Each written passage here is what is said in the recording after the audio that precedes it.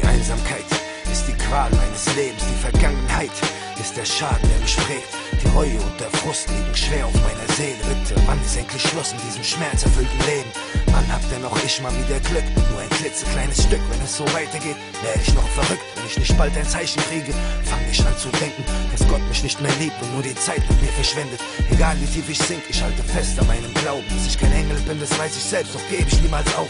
Ich weiß, was ich noch drauf hab und glaube an mich selbst und weiß genau, wenn ich nur aufpasse, öffnet sich für mich die Welt. Ich gehöre nicht zu der Sorte, die in Selbstmitleid versinkt. Ich gehe nach vorne und versuche dort mein wahres Glück zu finden. Mein Tag, der wird schon kommen, davon bin ich überzeugt. Und ganz egal, was da auch kommt, ich bleibe stets einer von euch. Ich schreibe von Problemen, die mich treffen, von der Seite, die mein Leben so sehr stressen. Ich lege meine Seele in die Texte, so dass jeder auch versteht, wie sehr das Leben mich zerfetzt. Ich schreibe von Problemen, die mich treffen, von der Seite, die mein Leben so sehr stressen. Ich lege meine Seele in die Texte, so dass jeder auch versteht, wie sehr das Leben mich zerfetzt. Ich hab mein ganzes Leben nur gestritten und gefeitet und so viele arme Seelen echt aufs Übelste gepeinigt. Ich hab dann wirklich jeden Tag geflucht und beleidigt und hab täglich meine Wut an jemand andersen verteilt.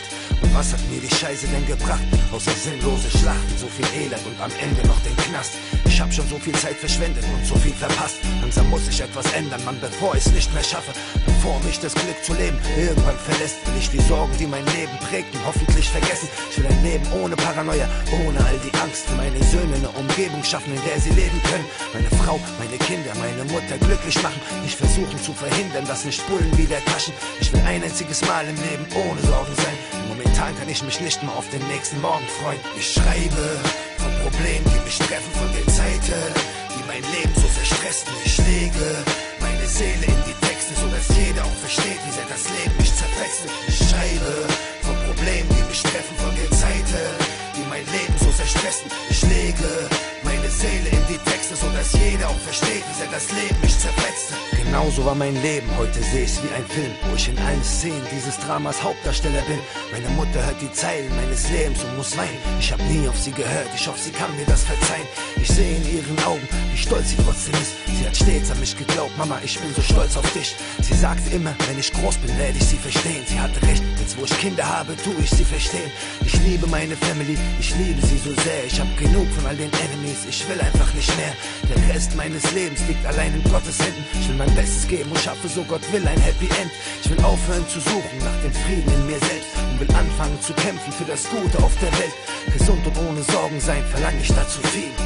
Das ist mein Wunsch, das ist mein Traum, das ist mein Ziel. Ich schreibe von Problemen, die mich treffen, von der Seite, die mein Leben so sehr stressen. Ich lege meine Seele in die Texte, so dass jeder auch versteht, wie sehr das Leben mich zerfetzt. Ich schreibe von Problemen, die mich treffen, von der Seite, die mein Leben so sehr stressen. Ich lege meine Seele in die Texte, so dass jeder auch versteht, wie sehr das Leben mich zerfetzt.